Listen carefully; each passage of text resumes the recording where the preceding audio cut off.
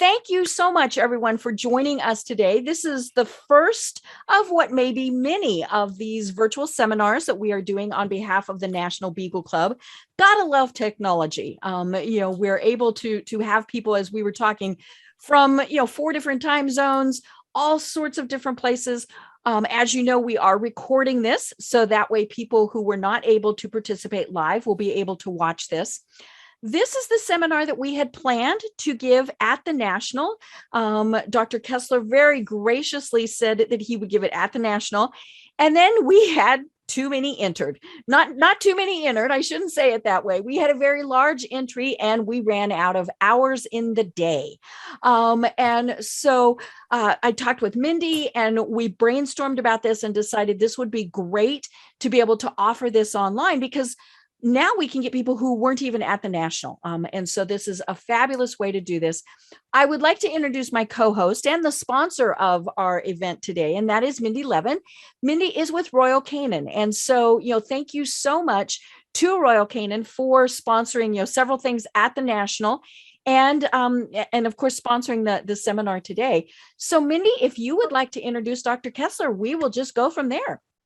I would love to, and thank you so much for having us. We're thrilled to be here with you this evening. My name is Mindy Levin. I'm the National All-Breed Events Manager with Royal Canin, and I will at some point in the chat post my contact information should anyone want to reach me afterward. And I am thrilled to introduce Dr. Rick Kessler. Dr. Kessler is a Senior Scientific Services Veterinarian with Royal Canin. He graduated from Iowa State University. He was meant to be in reproduction medicine because he actually was born into a family where his mother bred German Shepherds. So he's been doing this all his life.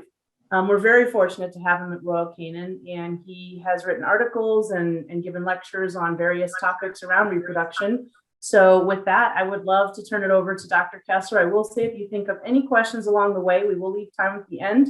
Please put those in the chat along the way, and we'll moderate for Dr. Kesler, or we can open up at the end. I do want to have one other request. If you could mute your mic during the presentation, that would be awesome. And we'll have you unmute later if you have a question. But with that, I will stop talking and turn it over to Dr. Can you explain how to mute? Yes, in the upper right or right-ish corner, you should, if you hover your cursor around, you should see the word mute come up. So Claudia, it's not the upper right corner of your picture. There will be 3 little dots, and that's where you want to click where it says, if you hover over the top right corner of your picture, you would see mute. And if you can't, she got it. So cool. Okay. Either mute or try to keep the volume down at your home. That's all. All right, with that, I will stop chatting and I will turn it over to Dr. Rick Kessler. So mute is in the upper left-hand corner of my screen. So not to change anything, but that's where it is. So this is the first time that Mindy has introduced me without insinuating that I'm an old man. So I appreciate that, Mindy. I don't know why you chose tonight with the Beagles to do that, but that is very nice. So that said, I appreciate you all being here. This is of all the topics that I talk about, and as Mindy could tell you, I talk a lot about topics. This is my favorite topic, because who doesn't want to save and understand neonates, because you're breeders. So in my view, that is the most important thing that we want to do. So we're going to talk about neonatology. I've been dealing with neonatology probably for 38 years. And the reason being is that one of my clients way back when was a human neonatologist who basically said that I was a Neanderthal when it came to puppies. And I probably was, or I was. And he has helped me throughout my career advance neonatology for breeders. And to me, it's an important topic. So neonates to me are different. So I'm getting feedback, Mindy.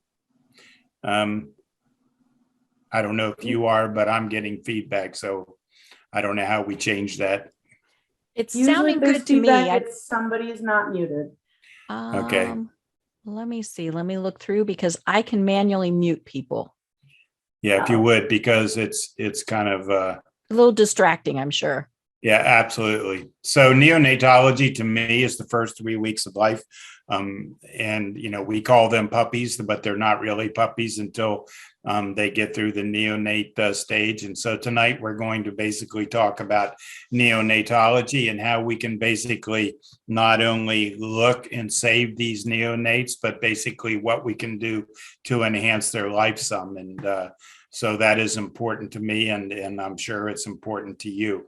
As far as questions go, if you have a question while I'm talking that applies to what I'm talking about, then just put it in the chat. And then we can, I don't know if Mindy or Deb wants to deal with it, but basically we can deal with those questions right then and there, or else we can do it as we get through the whole program.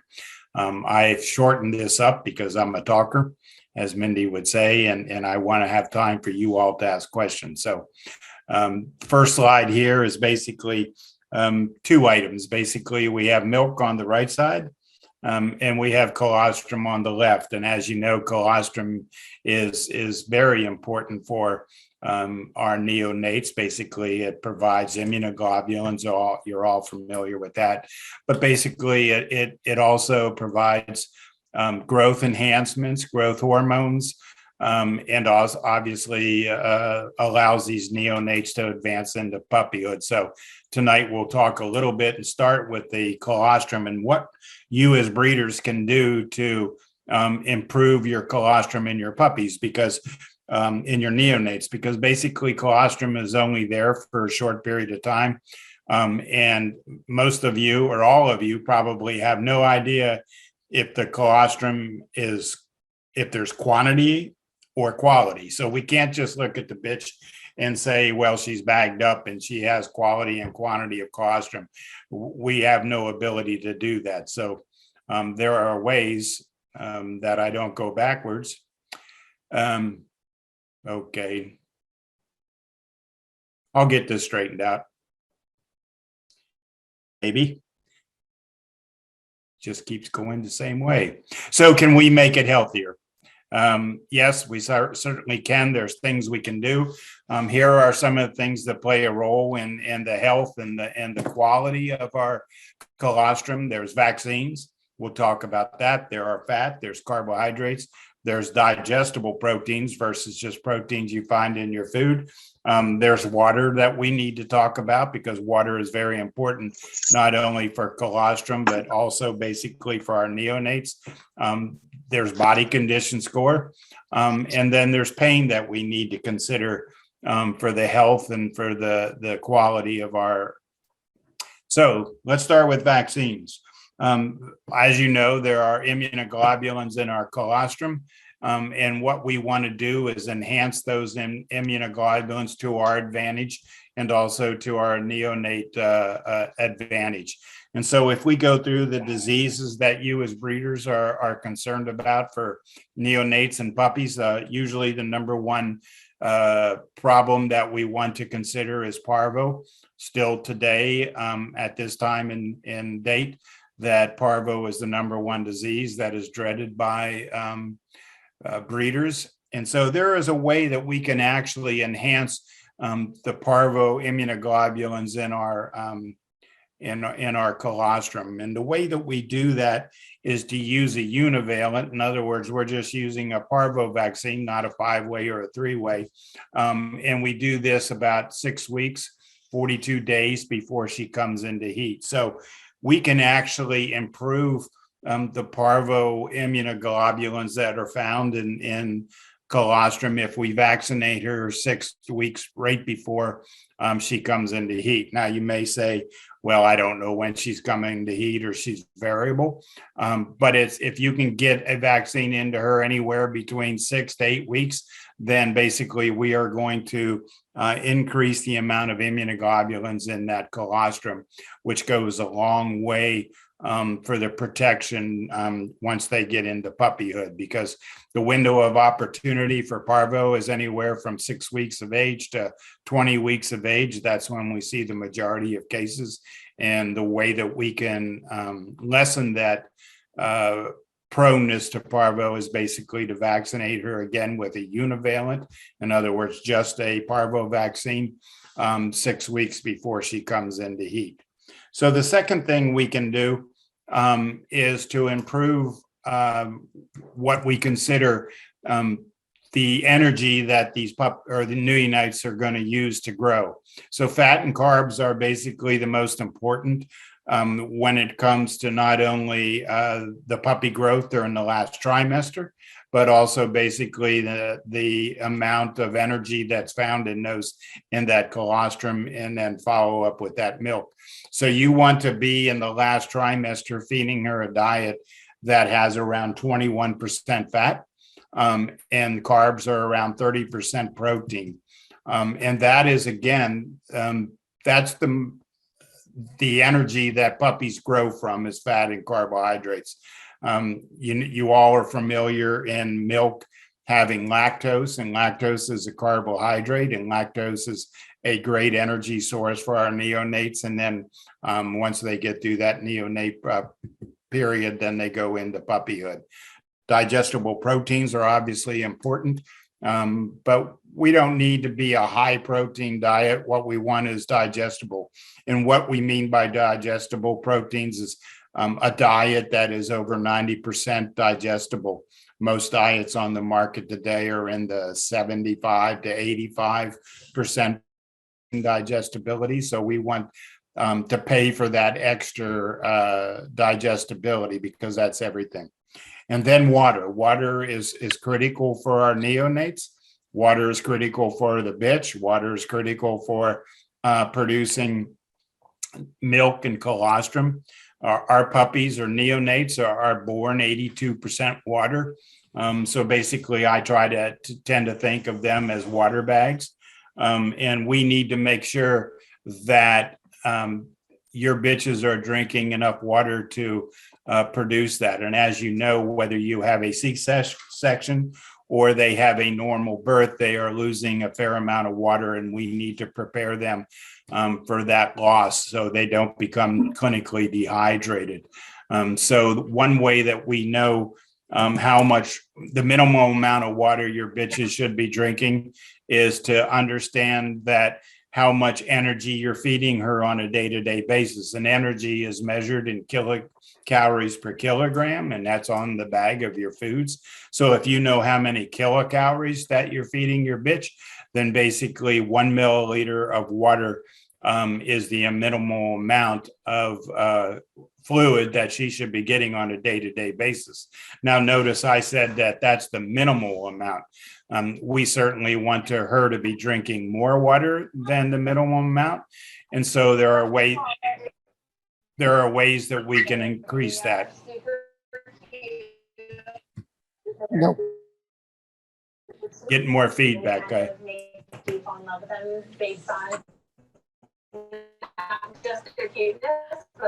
Please, everybody, make sure that you have muted. Dina, I think it might be you. You might need to mute. It's not letting me manually mute. So please, everyone, make sure that you have muted yourselves. Yeah, it's hard enough for me to think, much less to listen to somebody else while I'm trying to. So basically, water is critical for our bitch. And if we know how many kilocalories on a day-to-day basis she's getting, then the minimum amount of water that she needs is 1 milliliter for each kilocalorie. And the way that we want to use that water consumption is we can bait the water, and we bait the water using a lot of different products. You know, in Royal Canin, we use the mousse. And if you're not familiar with mousse, then Mindy can help you with that. But there's other ways that we can enhance water intake in our bitch. So body condition score, I bring this up because body condition score is a way to measure not only the health of our bitch, but basically how healthy she is in her uterus and how healthy she is in life. And so if she's in an upper body condition score, and what I mean by that, if she's over 4.5, then basically she's in an inflammatory state. And that's the last thing we want our bitches to be, is in an inflammatory state during pregnancy or basically while she's lactating. Lactation is the most energy demanding time of her life. And basically we need to make sure she's in an excellent body condition score. So I bring up pain, and pain is really critical for our bitches not to be in pain. So if you, again, you all know that basically birthing is a painful process in most cases, or probably all cases. And pain basically constricts blood vessels in our bitch.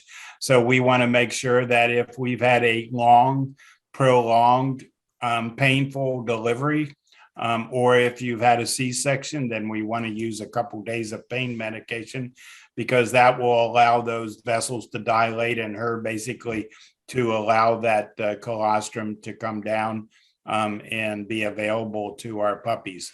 And so pain in today's world is still overlooked in reproduction, and I'm hoping that you understand that it shouldn't be.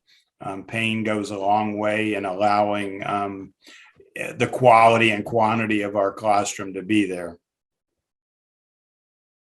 So this is a fetal growth rate, and this is I put beagles there, but you could put any breed of dogs there.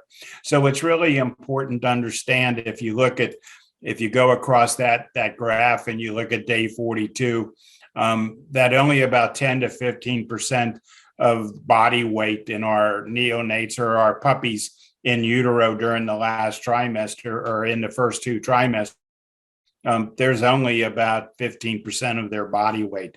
The amount of body weight actually goes up amazing in that last trimester. So that's what we consider when we're feeding our bitch. We're not worried about energy consumption during the first 2 trimesters. We're worried about that energy consumption during the last trimester, because that's where about 80-85% of that growth comes from in puppies.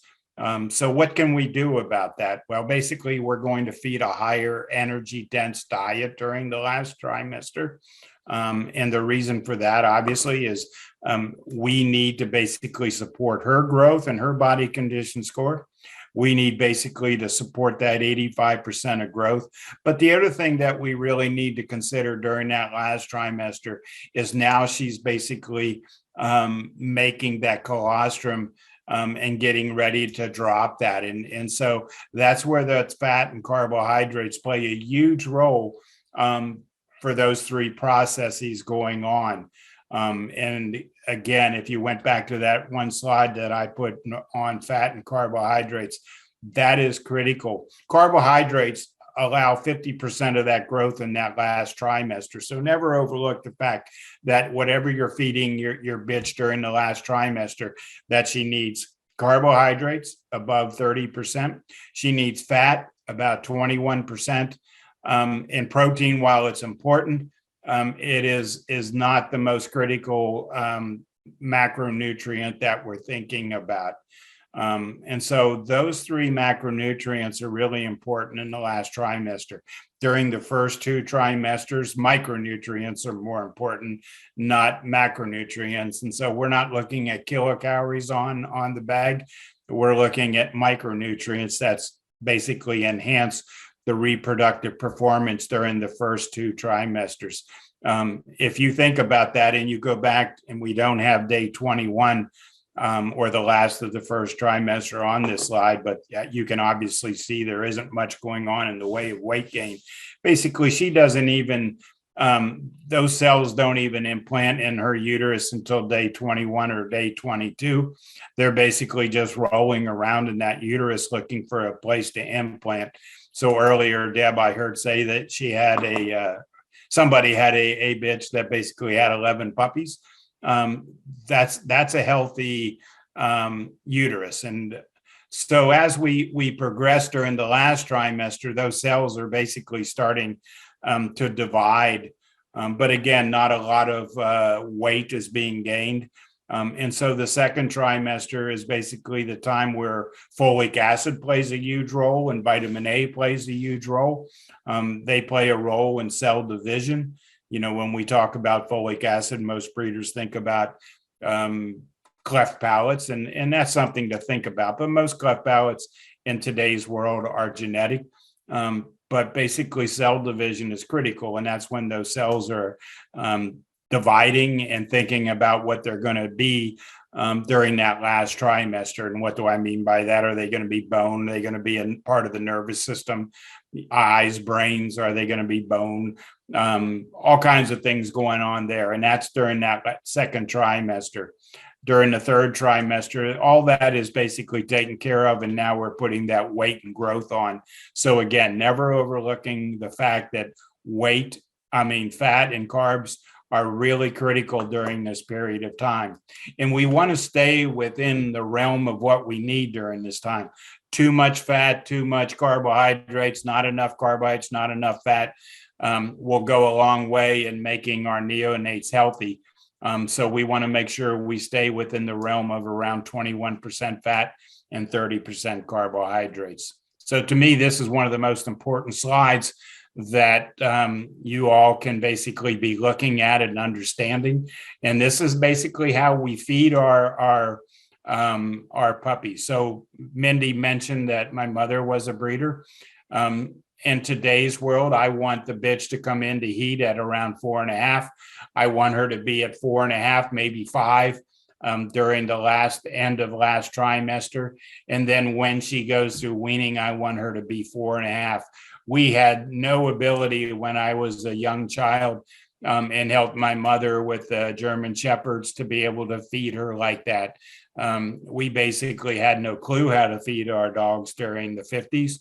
And basically, our bitch, no matter what we fed her and how much we fed her, by the time they went through weaning, she was basically that typical rack of bones. And in today's world, there's no excuse for that because we know how to feed her during the different stages of pregnancy. So this is just a cute picture of not beagles. As you can tell, hopefully you're all beagle people, so you know they're not beagles. But the question I'm saying is it's very difficult, not at this age, but in neonates, to tell if they're healthy or not. They're very difficult to examine because they're not really puppies. They're a bag of water. Like I said, their livers are not working properly. Their kidneys are not working properly. Their brains are not working properly. Their muscles are not working properly. Not much on them is working properly during the first 3, especially the first week of life. But what is working is basically they can smell and they can taste. And without that sense of smell or taste, then basically they would not survive because that's the only thing they have is to survive. They can't obviously monitor their own blood pressure, temperature, and that is critical for their survival also. So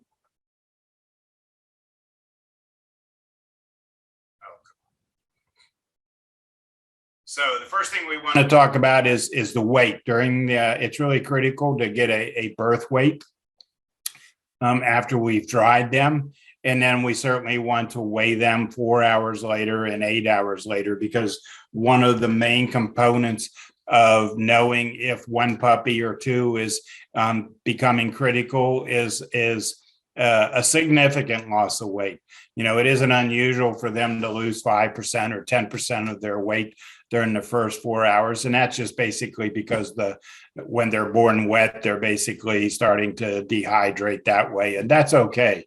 But after 4 hours, then that weight loss should turn around because, and this is really important when it comes to colostrum, is that we want them to get colostrum within the first 4 hours of life. That is when colostrum is at the highest quality. And that is also when the colostrum is the highest quantity. They certainly can absorb colostrum after 4 hours, but that quality is starting to go downhill quickly. And they can absorb colostrum up to 24 hours, but that is not going to be quality colostrum that we want them to get. So let's really work hard to make sure that they are on the bitch and getting colostrum during that time. And if they aren't, then as Mindy stated earlier, they had, say, a bitch that basically died. It's really important to harvest some colostrum from her and freeze that, because we can freeze colostrum for years and use that later on in life. And that is critical, because if they start getting colostrum at 8-10, we are not going to get the benefit of the colostrum that we would get at 4 hours of age. I don't know why it goes backwards. I truly don't. So we want to detect low birth weight. That's one of the parameters that we certainly want to do. And again, we're going backwards, even though I am going forward. So the second thing we want to consider is the big three. And the big three is hypothermia, dehydration, and hypoglycemia, because when we start talking about how we lose neonates, these are the big three. And if we catch it early, then we certainly can do something about it. So hypothermia is going to be the first one that we talk about. And so I actually have one, I guess, something we can answer on the chat. And I would like everybody to choose the correct neonatal temperature in our neonates. So there's our choices. And for those of you who can't see it, the first one is 101.5 degrees. The second one's 97. The third one's 95.5. And then fourth is 100 degrees Fahrenheit. So just answer in the chat. And Mindy or Deb can basically give me your answers, and then we'll go on from there. Well, we've got a few answers so far. Anybody else want to chime in before I tell Dr. Kesler what you all have written? Everybody seems in agreement. Looks like everybody's in agreement with number 2, 97 degrees. Wow. So Mindy, our last, and I can't remember the breed, our last Ask the Vet chose 101.5. So the Beagles are way on it. So 97 degrees is actually the answer. So congratulations to you all, because in my world, that is not the answer I get very often. And so basically what it tells us is that our neonates cannot control their own temperature. And the reason being is they have no shivering process. They have no fat on their bodies. And basically they have no ability to monitor their own temperature and raise it or lower it, like say our puppies in a couple of weeks will be able to do. One of the reasons that they die from herpes virus is because they can't do that. If they were able to basically run a fever, which they can't, then they would basically survive herpes virus during this time, but they can't. So they stay around 97 degrees, 98 at most. But this third 95.5 is really important, because once they drop down to 95.5, and so that's only 1.5 degrees from 97, then they start to become critical. So the first thing I would like everybody to have as breeders is a thermometer. And we don't want a thermometer that basically you measure the ears or the skin temperature. We want the old type pediatric thermometer where you stick it into their rear. That's a good way of putting it. And the reason being is that they're most accurate at this age. And if they get down into the 96, 95.5, then we have to take measures to correct that. And the first thing that we're going to do is basically try to raise that temperature slowly. So this is where I believe that every breeder should have an incubator and place that puppy into the incubator to get that temperature up. So that's the answer there. That's a thermometer, as you all know. And now we're going backwards again and again. All right. We're going to do this. I know it. So dehydration. The majority of neonates not only die from hypothermia, but the next thing that comes is dehydration, because once they start dropping below that 95.5 temperature, they also lose their suckling reflex. And basically, I told you earlier that neonates are basically a bag of fluid. They're 82% fluid, and there's a fine line between being hydrated and dehydrated. And it is very difficult for you all to be able to tell if your puppies are dehydrated. So I will tell you this, if they miss 1 or 2 sucklings, then they are dehydrated. And you can't use the pinch of the skin like you can in a puppy or an adult, again, because they have no fat. It's very difficult to look at their gums and see if they're clammy.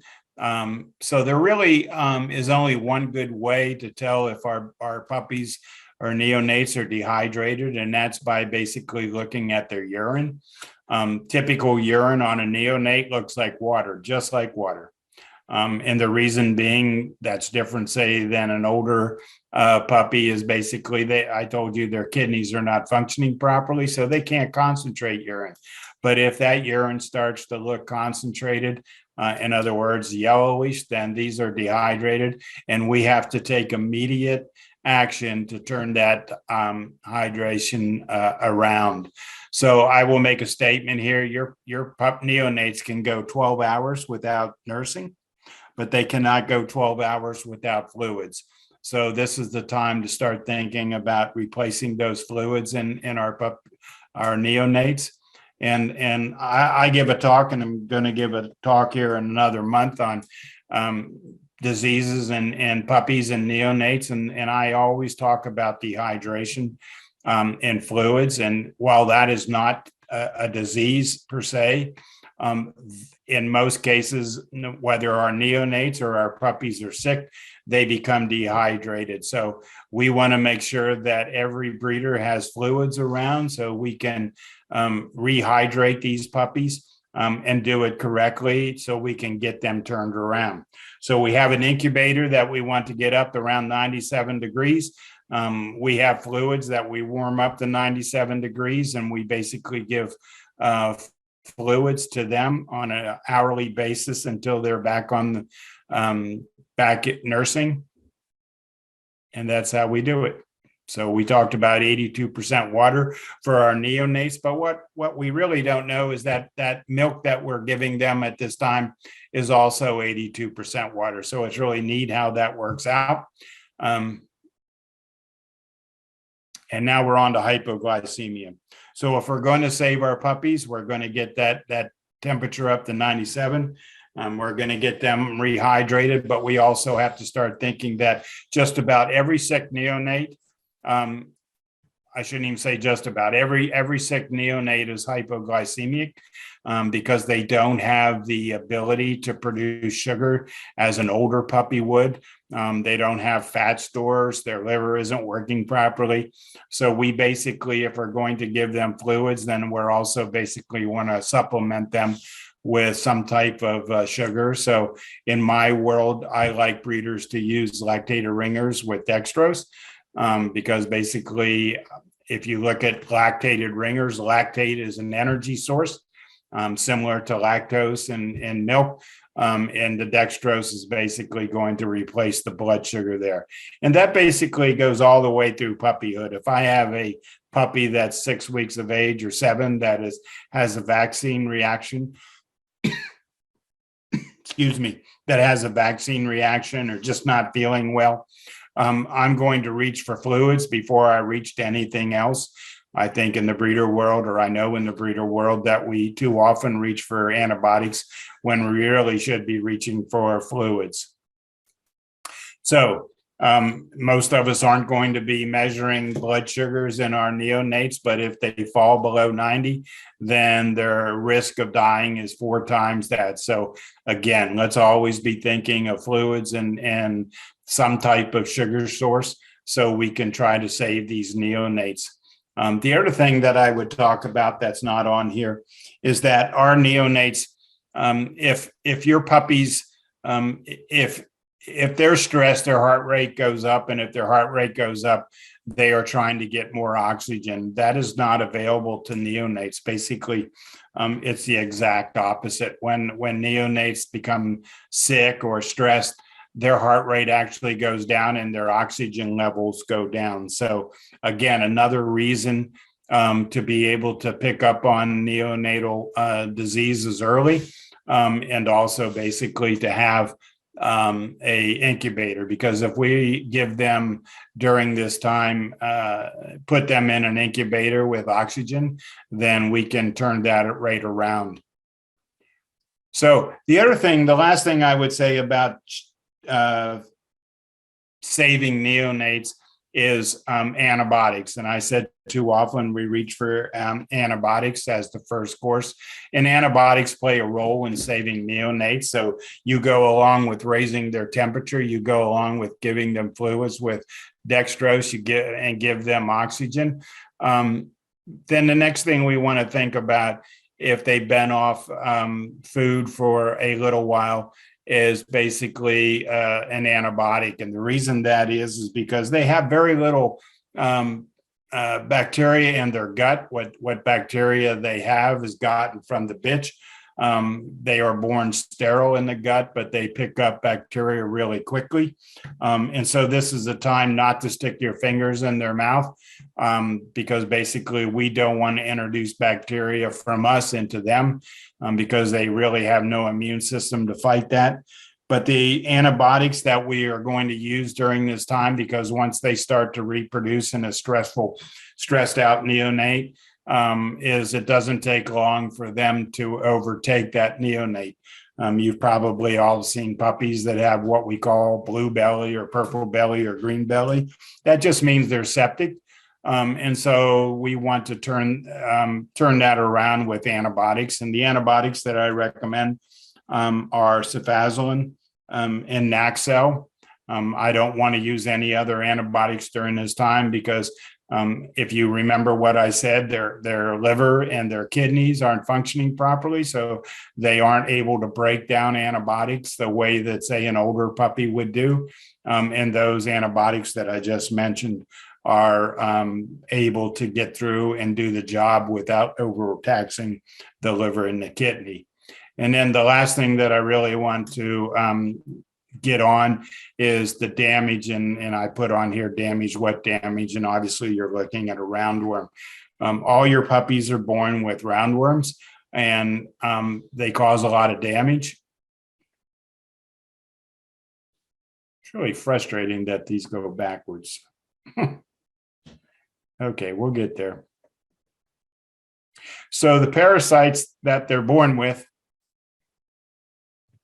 All right. Making me grumpy. I see you laughing, Mindy. You can just stop that.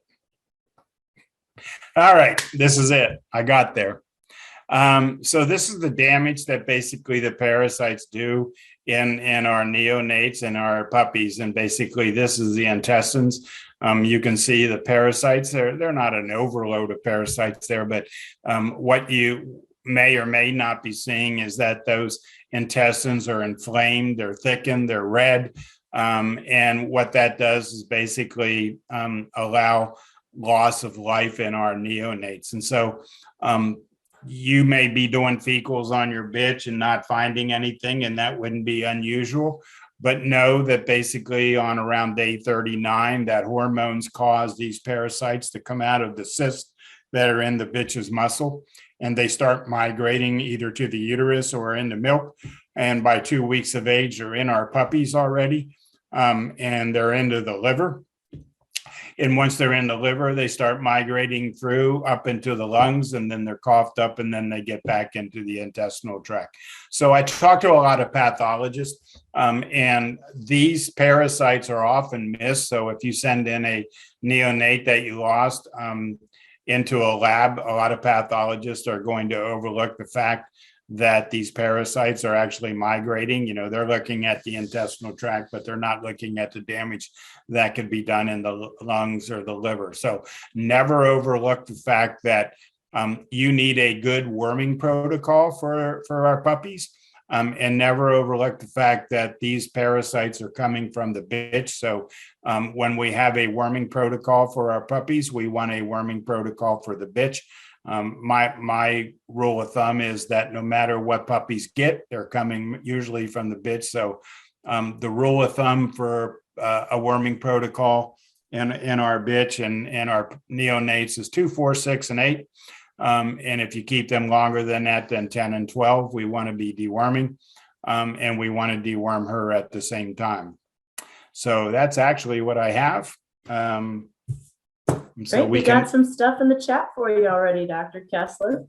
Already? And I don't have to tell people how old you are if you say that you fed dogs in the 50s. I'm not going to go there. But anyway, I'm going to go from 50s?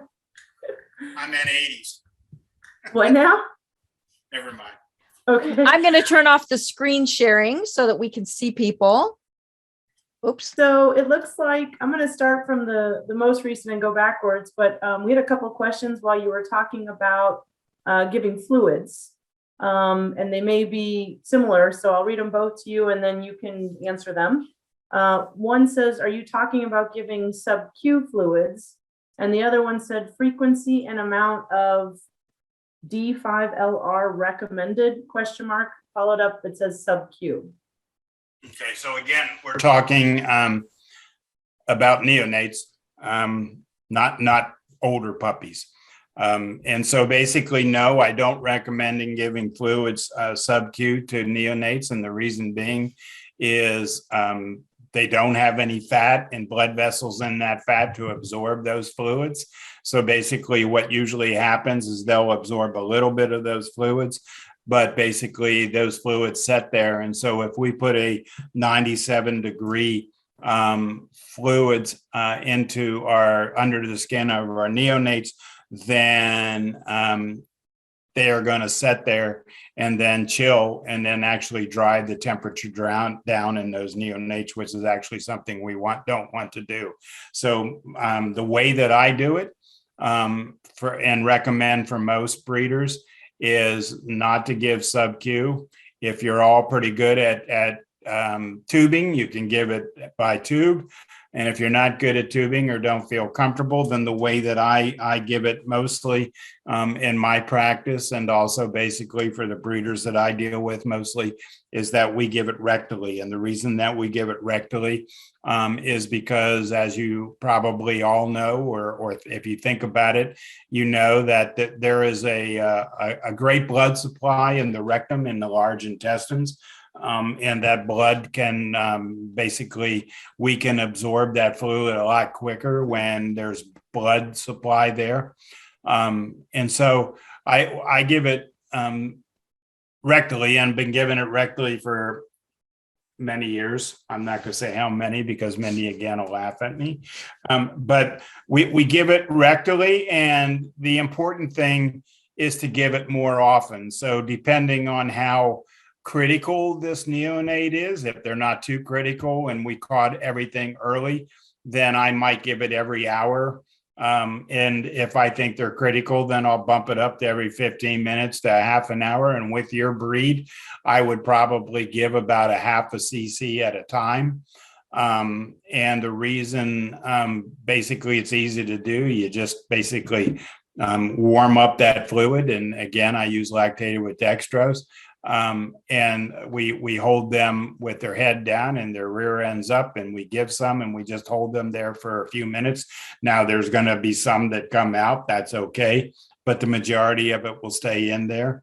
And when you go into the bag, the only thing I would recommend highly is that you take the needle off of the syringe when you're giving them fluids rectally, because that's not a good thing to keep that needle on. That's how I recommend giving fluids to neonates, and it's been a lifesaver for many neonates, and it's an easy thing to do.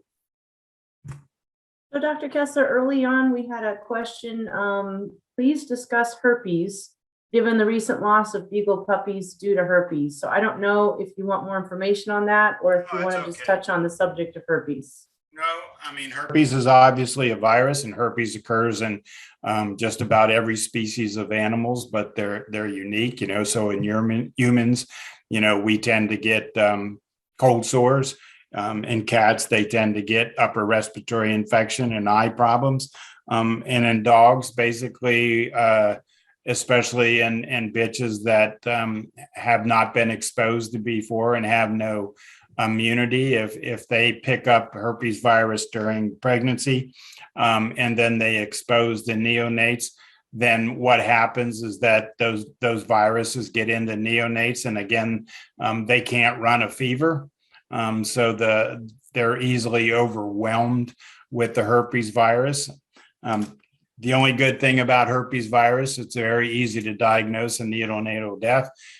We just look at the kidneys, and you can actually look at a speckled, or what we call petechial hemorrhages on those kidneys, and that is basically pathognomonic for herpes virus.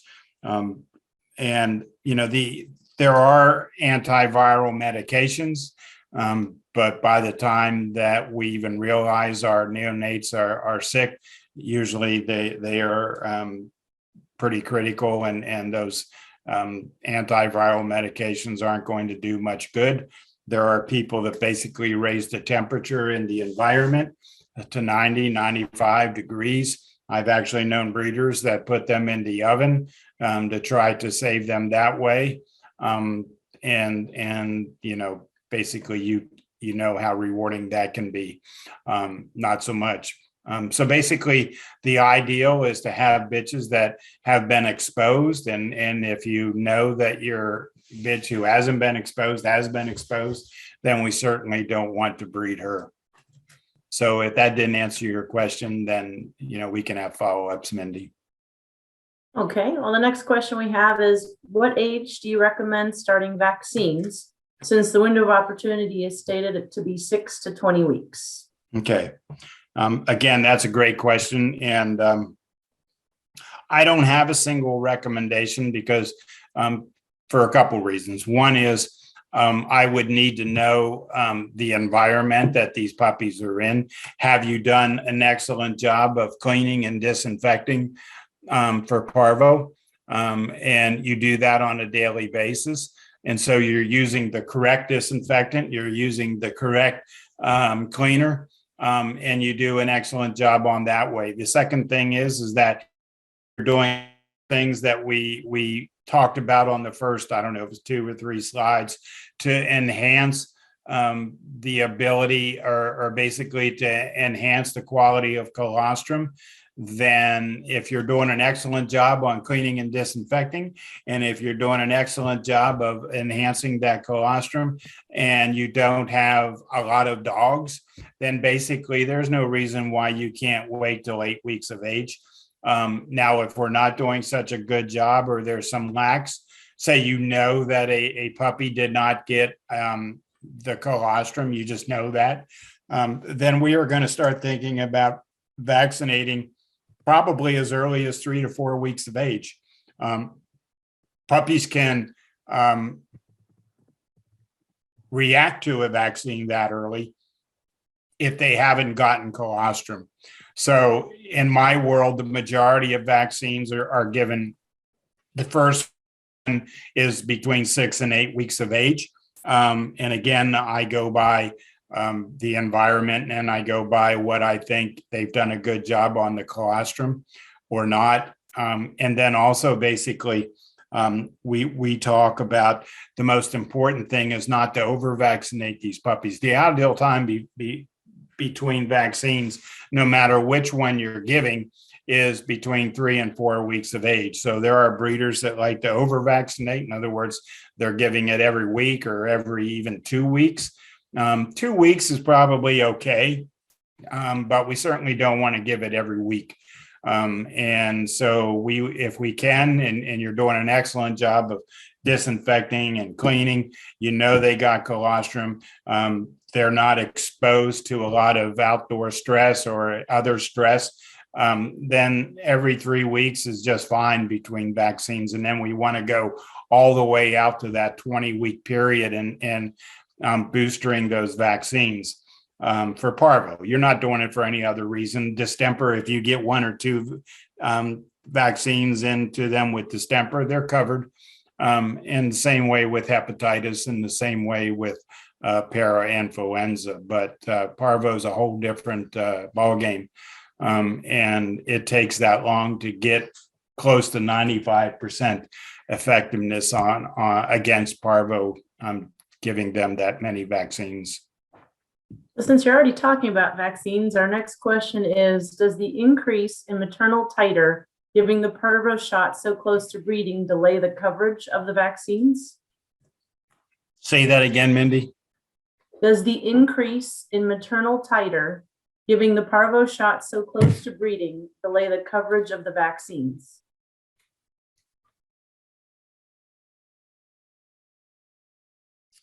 I'll try to answer it. I'm not sure of the question, but let me. So I don't. If there's any time in a breeding dog's life that I don't go by titers, is during pregnancy and lactation, because pregnancy and lactation obviously are the most stressful times in that dog's life, and so titers to me during that time doesn't really tell us anything. So lactation, let's just pick on lactation. Lactation, your bitches during lactation, it's like them running 25 miles a day. That's how much energy they need. They're almost like an Iditarod dog. And so they're under a lot of stress. And the titers during this time don't mean anything to me. Now, if you come back in 6 months or 5 months and say, do the titers mean anything? Certainly. But when a bitch is under so much stress, then I don't go by titers. I just basically will vaccinate her that 6 weeks before, because we're not just vaccinating her. She's not going to get Parvo. But what she can do is shed Parvo during that time, because the majority of Parvo that your puppies are going to get are environmental. In other words, it's not somebody brings Parvo into your kennel or into your house or into wherever your bitch is. It's basically right there. And so earlier on, I talked about proper cleaning and disinfecting, because that's so critical, because if we don't do a good job of that, then basically Parvo builds up in your environment. And just remember, about 70% bitches during lactation shed Parvo. Now, again, they don't have Parvo disease. They've built up immunity, and it is very uncommon to find adult dogs that have Parvo disease. So we're not worried about her. We're worried about those neonates and the puppies. And so if she's shedding Parvo, which they will do because of all the stress they're under, then it's those puppies that we're concerned about. And again, it's more common for 1 or 2 puppies to get Parvo than it is for a whole litter. That's not saying a whole litter can't get Parvo, they can. But normally what happens is that 1 or 2 get it. And the reason 1 or 2 get it is that they've been either exposed to the majority of Parvo that overwhelms them, or they're the ones that maybe didn't get the protection from the colostrum that they should have. Maybe they were too late to the teat. Maybe the teat that they were latched onto didn't have the quality of colostrum that the others did, which is not uncommon at all. And so those 2 are the puppies that we are going to be concerned about. And so to answer your question, no, I'm not going to go by titers. I'm just going to vaccinate that bitch and make sure that I'm building up that immunoglobulin in her milk. Again, I'm not concerned about her. I'm concerned about those puppies. Hopefully that answers the question. Hopefully. We're just going to take a couple more minutes. And since you just mentioned colostrum, the next question says, if there is a delay in giving colostrum, do you recommend giving commercially available colostrum? So if they didn't get colostrum, or there's it's 22 hours, then if you have access to canine colostrum, then certainly go ahead and use that. And if you don't, I obviously still recommend giving bovine colostrum. And the reason being is, and I'm sure you're all saying, well, they're not going to get parvo or distemper. No, they're not going to get the protection against that. But what they will get is growth factors, and they will also get antibacterial and antiviral factors that are in that bovine colostrum. So I do recommend that. I do not recommend, and haven't for many, many, many years, giving serum or plasma from the bitch. It just do the job that we want in our bitch, or our puppies.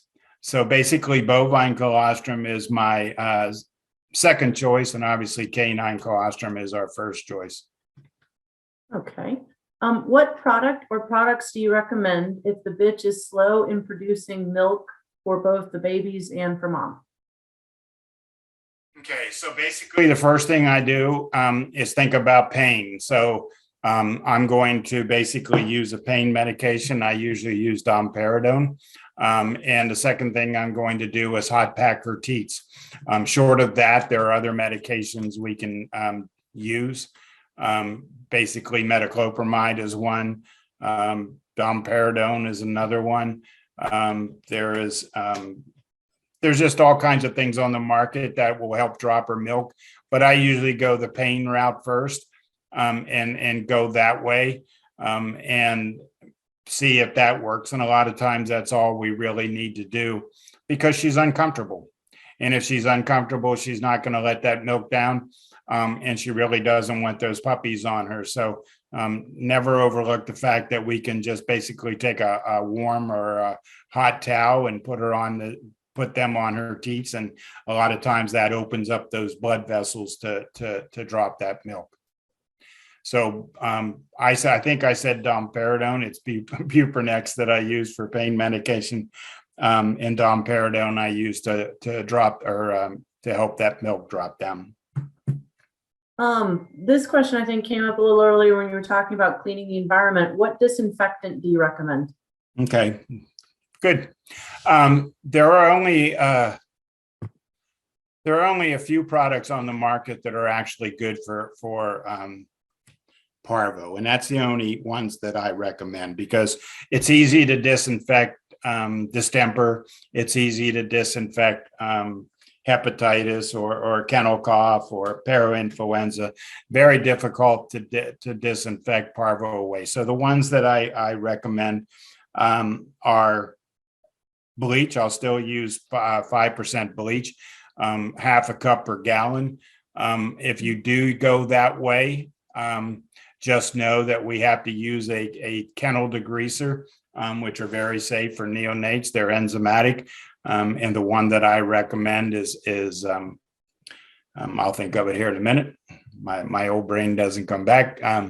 So basically an enzymatic degreaser, and then we have to use the bleach, which is, excuse me, if we do that, it's about 100% effective against Parvo.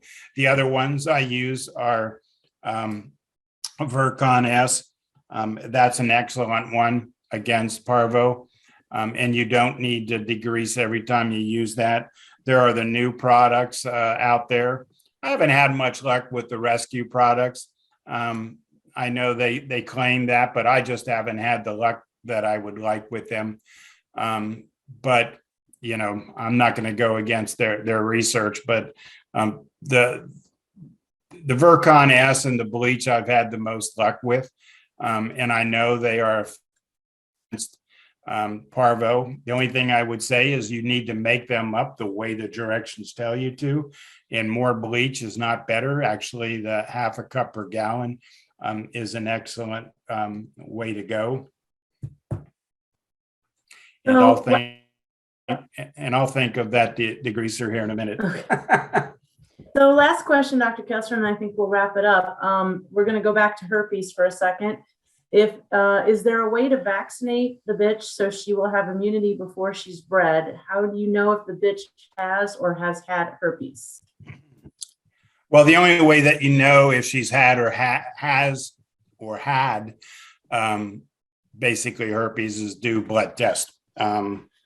Now, most cases of herpes in adult dogs is like a minor, and when I mean minor, a minor upper respiratory infection.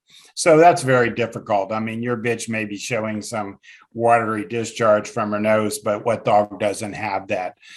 There are vaccines, but they're not approved for use in the United States. They have to be gotten through somebody in Europe.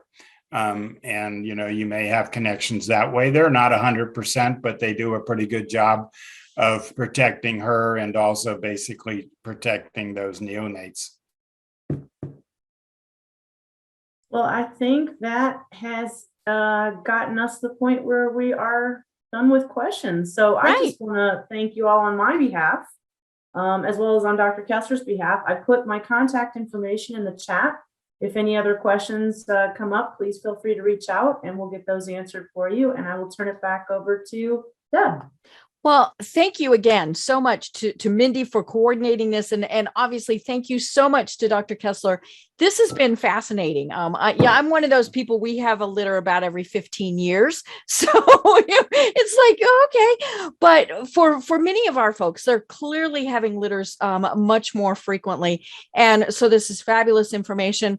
I private messaged Mindy and I said, I think we need to do a part 2, not until after the first of the year. We'll let everybody kind of do, do their holiday things.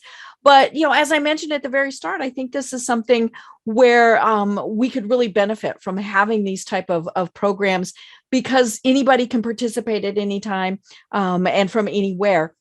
So, we will keep you posted on that. We do have another program scheduled in a couple of weeks, where it's going to be the panel of breeders that we did have.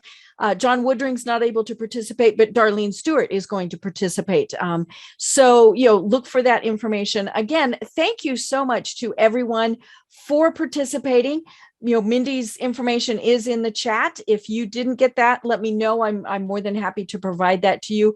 And if there's topics you want us to start covering, if this is something that we want to do, let me know, and we will arrange for speakers, because I think this is a fabulous resource that we can do and provide to not only our members, but just anyone who is interested. Do we have anybody that has any final quick little comments? And you all are on mute. So if you have a quick comment, you have to take yourself off mute.